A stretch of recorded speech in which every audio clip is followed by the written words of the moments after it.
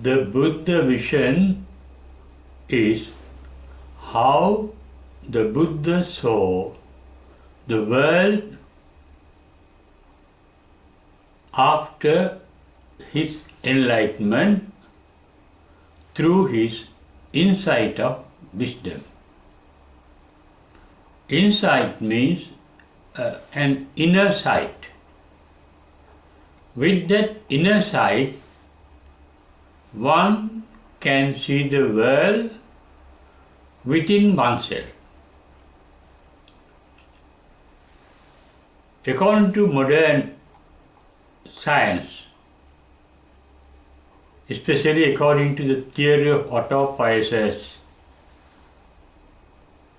declared by Professor Maturana, no one can see the world outside except one's own neuronal responses. It is the same idea expressed by the Buddha in the Rohitassa Sutta, saying, Vyamatta kalebare panyapemi lokancha. He said, the entire world we experience is within ourselves. We see the colors and images formed in our eye.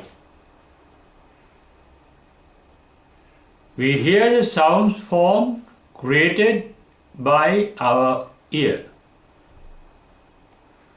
We smell the fragrance or smells created by our nose. Taste created by our tongue. The sense of touch created by our skin. And the mental phenomena created by our own brain, our own mind. Therefore, the world the Buddha saw at his enlightenment with closed eyes is not the world outside, but the world reflected within himself, within his own mind. It is a reflection of the outer world. But that reflection is identical with the outer world, though with our naked eyes, naked ears,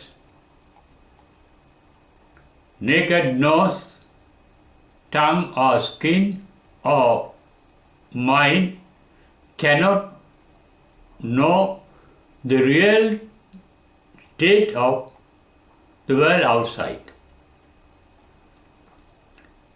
Studying, observing the phenomenon that is going on within one's own mind, Buddha at his enlightenment realized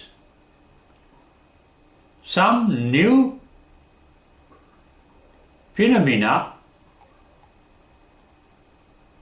that he had never heard of before. In his first sermon called Dhammacakkappavattana Sutta, he said, Pubbesu annusutesu dhammesu chakkum udapadi. There arose an eye that could see a phenomena, a state of mind that he had never heard of before. Pubbesu annusutesu dhamma. The difference between what we normally experience and the Buddha experience at enlightenment are quite opposed to each other. We experience things as permanent. Our chair, our body, our desk, our furniture, our house, we think that they are permanent. They appear to be permanent. That is the apparent truth we experience. That is nature. Then we think things are pleasant, pleasurable. We live in a pleasant and pleasurable world. Therefore, we don't want to leave this world. We think our life is pleasurable. We can enjoy life. We can enjoy the world outside. We can enjoy ourselves. And our normal concept is there is joy in life and there is joy in the world. And other aspect is we think it is I who experience these things, I am there, I am the experiencer, and the world is outside me. The world that I experience is outside me. That is one way of thinking of the normal mind. Instead of this state of experience of the ordinary being, Buddha experience at his enlightenment, nothing is permanent. Within the world of our own mind, our own body, as well as outside us. And he referred to it as universal dimension called anicca. Anicca is every item in the universe is active. Even in an atom, scientists know that every subatomic particle is active, rotating round itself. Electrons are rotating round the nucleus of an atom. Proton and neutron within the nucleus are also rotating round themselves. They are always in constant motion. There is a constant movement in the physical world as well as in the mental world that we experience. But Buddha has said at his enlightenment, he experienced something that is not dynamic. Not dynamic means not active. Nothing is done by it. There is no doer in that state. There is no doing. There is no activity. That means there is no motion. Every activity is a motion.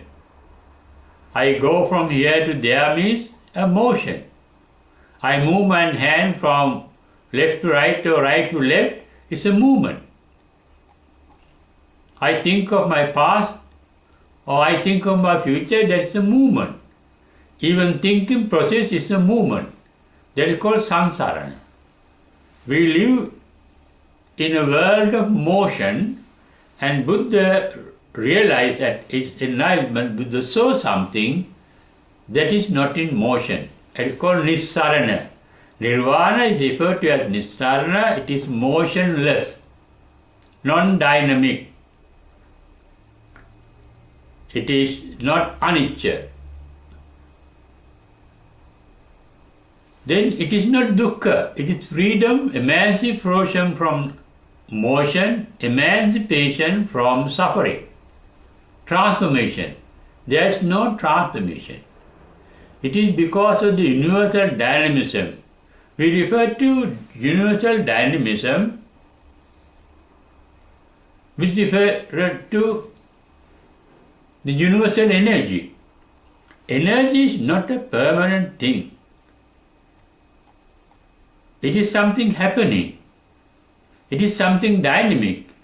It is something always in motion, in changing. The change of the universal energy from state to state, from one state to another state, is called transformation, is called dukkha, dukkhata. Then aniccata, universal nature, is dynamic. Dukkhata, it is in a state of transformation. Therefore, anattata, nothing can retain a permanent identity.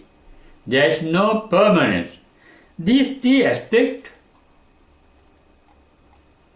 of the universe and every item in it is the nature of the same phenomenon.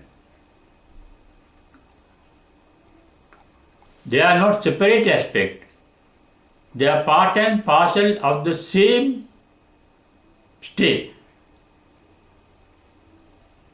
When something is dynamic, it is always in constant motion. When it is in constant motion or transformation, it can retain nothing.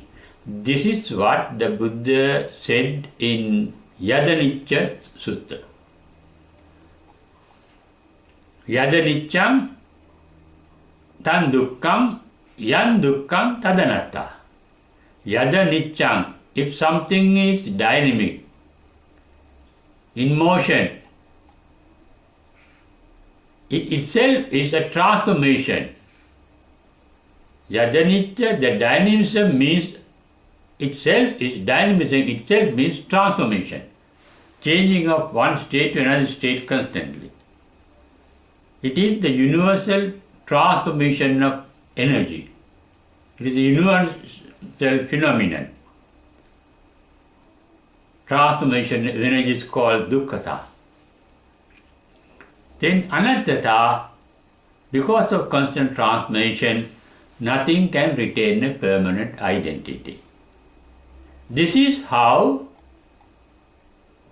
the Buddha's vision grasps the world in which we live and the world within us. They are anicca, dukkha, anatta. Main factor in this triple nature is dukkhata, universal transformation. Anicchata is the cause of transformation. It is because of universal dynamism, universal energy, there is a transformation. Therefore, universal energy called anicchata is the cause of suffering, called transformation. And the outcome of that, the result, the cause of dukkha is dukkhata is anicchata. The outcome or the result of the effect of anicchata is anattata, non-retainability of a permanent identity. That is what the Buddha grasps through his insight of wisdom, that we call his sight as Buddha vision, what he saw through his insight of wisdom. In the first sermon called Dhammacakkappavattana Sutta, Buddha said that at his enlightenment, there arose an eye, Chakkum Uddapadi. Chakkum means eye. Here it is not the naked eye or the physical eye, but the eye of the mind. In fact, it is the inside. They are cropped up, they are aroused and inside, Chakkum Uddapadi. Pubbesu annuttusesu dhammesu. That means he realized, he saw through insight some phenomena that he has never heard of before. Pubbesu annusutesi. Something new. What is the novelty in it? What is new in it? It is not in a state of universal dynamism, nor it is in a state of universal transformation,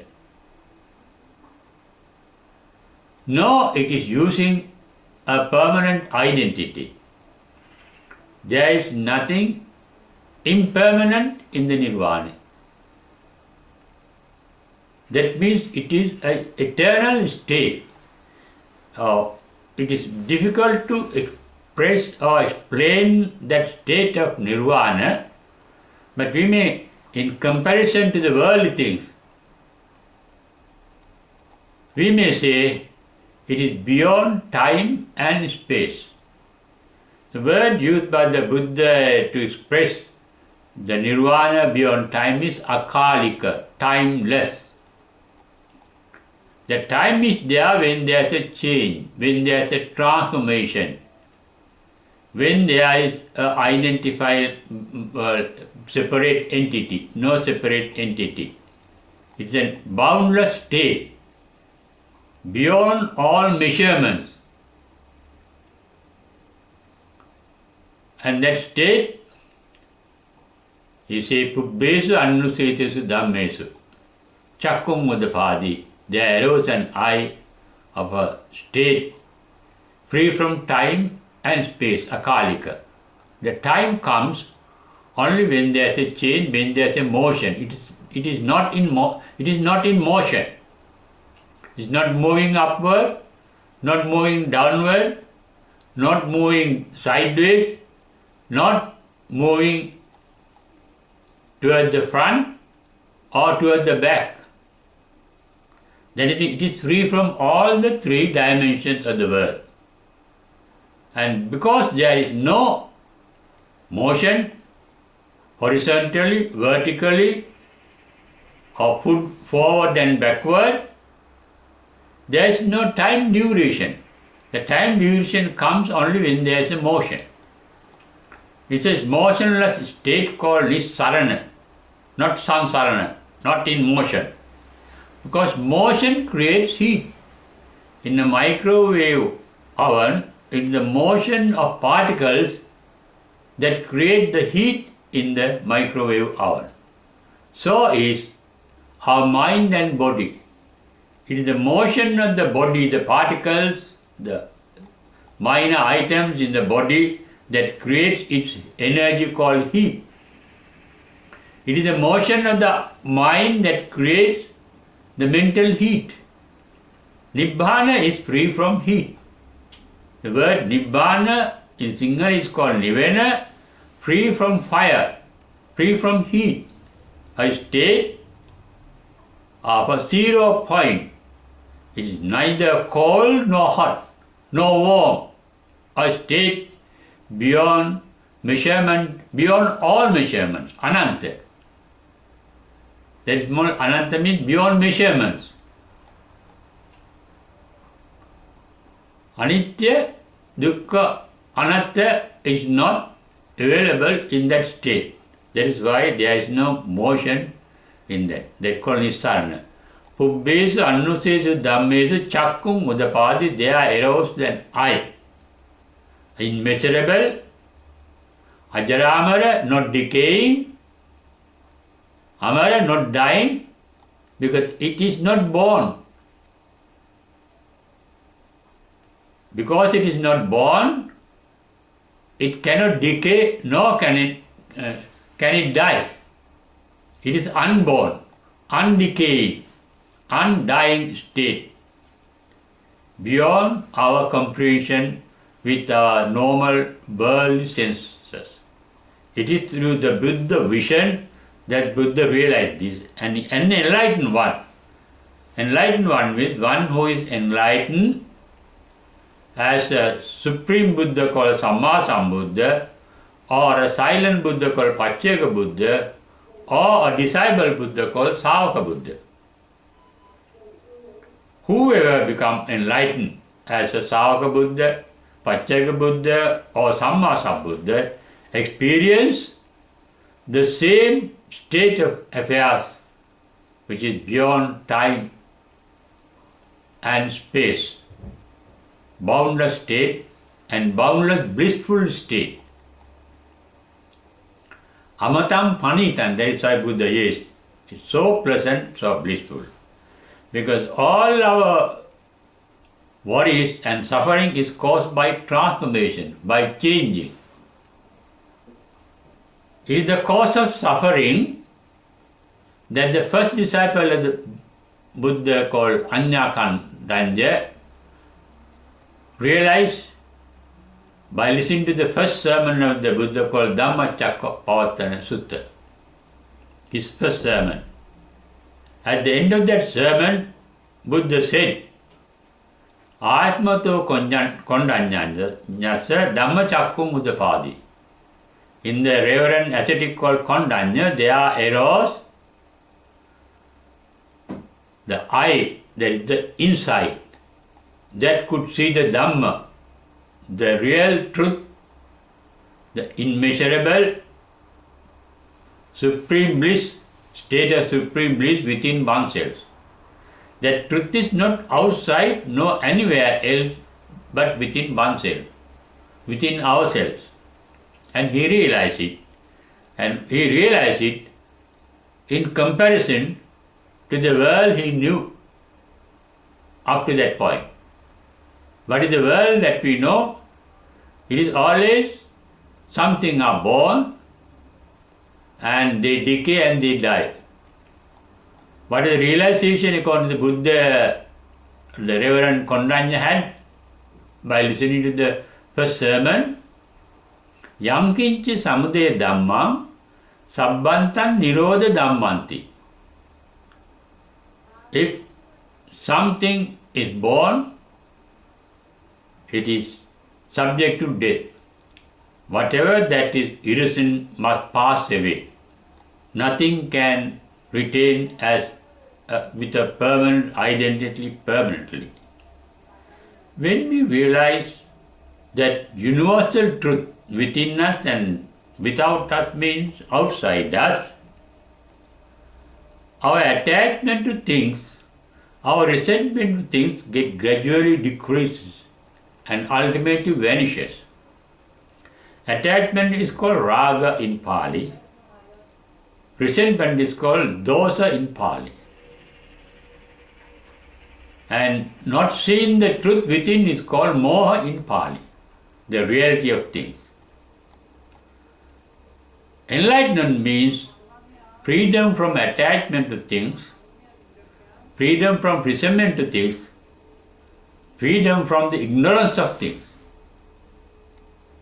That is the initial realization of enlightenment that the Reverend Kondanya attained by listening to the Buddha's first sermon. And with that realization, the mind becomes calm and quiet and peaceful, tranquil and blissful. Why? That mind is not attached to anything or any being. Why? Because that mind knows that it has realized there's nothing we can attach to. Everything is born to decay and die. Yankincha samudaya dhammam sabbantan nirodha dhammanti. Such a mind is free from attachment and resentment to worldly vicissitudes. Changes bring something new, and that newness may be pleasant, and we get attached to it. That pleasantness cannot last long, it has to end by itself. Then we get the resentment for the loss of what is pleasant, and loss of the pleasant become unpleasant to us. But an enlightened mind can take things as they are. That is through the enlightened vision called Buddha vision. It is called Yatha Bhuta Jnana Darsana in Pali. Yatha Bhuta can take things as they are. Your friend or your wife, your child may be angry at a particular moment. And that is the human nature. And you know through enlightenment that anger is born to decay and die. I need not remove that anger. The anger might come in you. You are not perturbed by that anger. Anger has arisen and it cannot last long, it has to pass away. That is the natural course of event in the world within us as well as outside us. And such a mind is called Vitaragi, Vitadosi, Vitamohi. Not attached. We get attached to things to retain it even for the future. Attachment is in advancement of the future. If something is present, we can enjoy it now with the wise Buddha vision, knowing that they are impermanent, that they are in a state of transformation, that they can retain a permanent identity. With that vision, we can enjoy, we can live blissfully without getting attached and without the fear of losing that, without resentment to the non-presence of that presentness. Presentness or unpleasantness is not something outside us, it is a state of mind. It is how we look.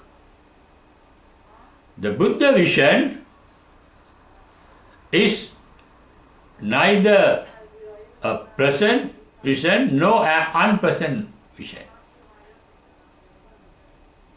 Because that vision is not attached to anything. They are not pleased with anything, nor displeased with anything. In the Piyavagga, Buddha said, Piyato jayati soko. Whatever pleasantness brings in sorrow. Why? No pleasantness in this world, within or outside, that can last forever.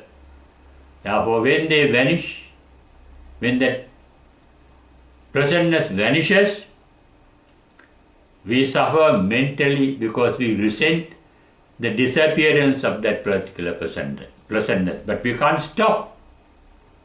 There may be a beautiful girl, there may be a handsome person, he will decay and die. He will get old. He will get unpleasant and ugly. That pleasantness vanishes. A flower is blossomed with pleasantness. It can't last long as a blossom flower. Things are impermanent.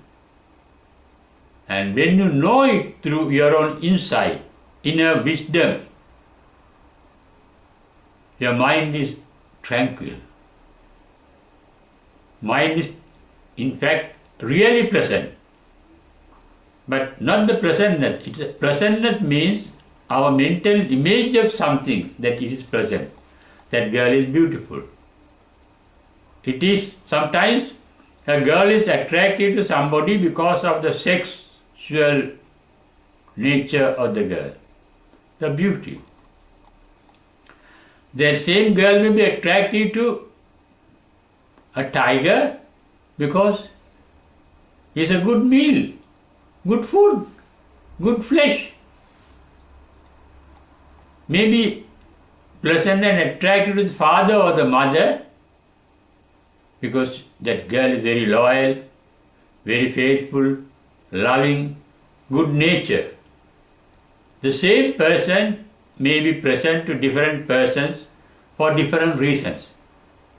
And therefore, the pleasantness is not in the girl, but in the mind of the person who looked at the girl. It is our pleasantness because sometimes whatever pleasant to us in our babyhood child is not pleasant to us at the moment. Whatever pleasant to us in our young days may not be pleasant to us in our old age. Our pleasantness changes. Not only the pleasant things, but that pleasant attraction to things also gets changed. Everything is changing. When that reality is understood, the mind is tranquil and calm and quiet.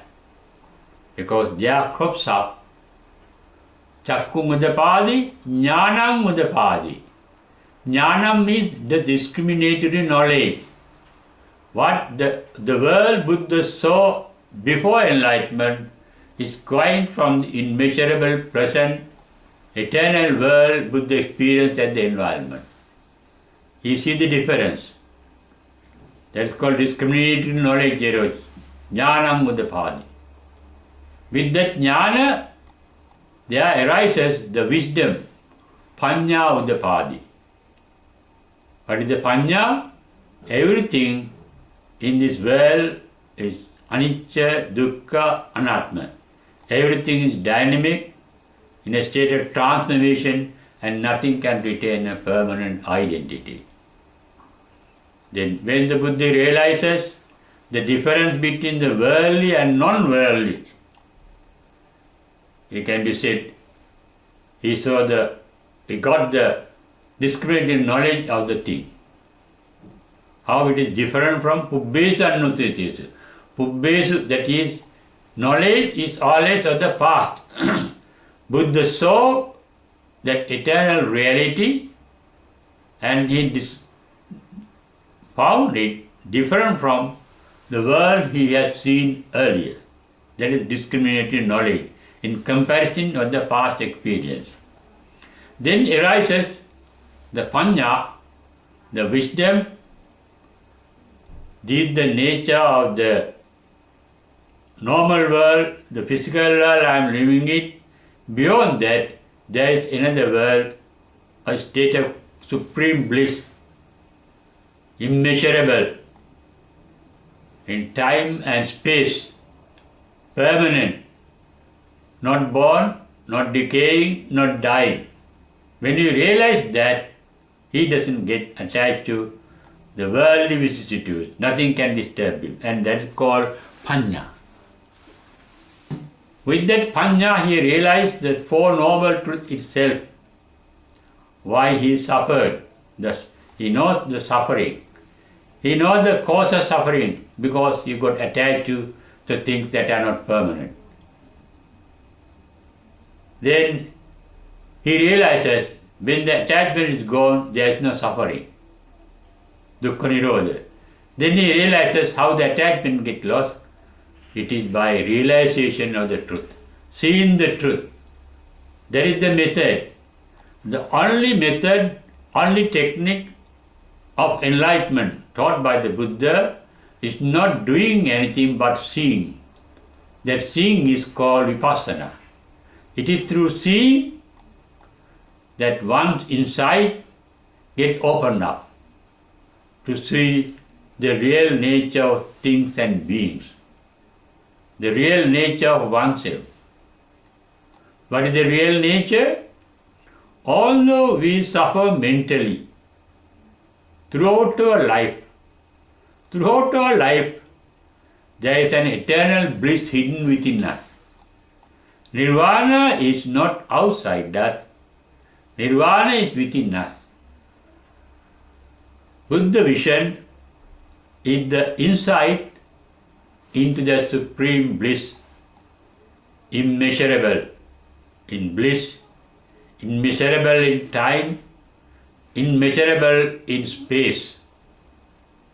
It is here and there and everywhere. Ehipassiko, it can be seen here. Sanditiko, it can be seen now. It can be seen every moment, that is why it is called eternal. Eternal is not a duration, but the moment, very present moment is eternal. This moment is born to decay and die, and another moment is there, it also born to decay and die. Every moment is a bliss with a Buddha vision called an enlightened vision that we ourselves can achieve one day by observing our own nature within us, our own nature is the nature of the universe that is reflected in us. Covered by that universal nature, there is a bliss as spoken by the Buddha, and that state it is a state of mind that he has never heard of before. Pubbesu Annusitesu Chakkum Udapadi. There arose the I, the Buddha vision that we too can open up one day by observing ourselves and by following the doctrine of the Buddha, not as a discipline, not as an idea, but the Buddha doctrine within us.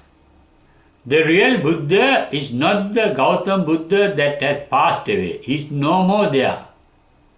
But there is a Buddha within us. We have to listen to that Buddha. That is our own wisdom, our own intelligence, our own inborn capacity.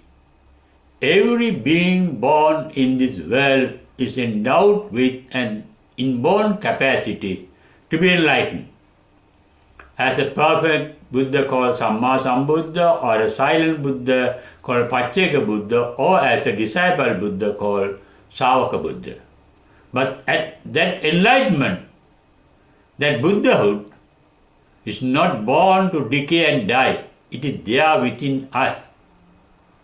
It is an eternal, immeasurable, timeless, boundless factor within us.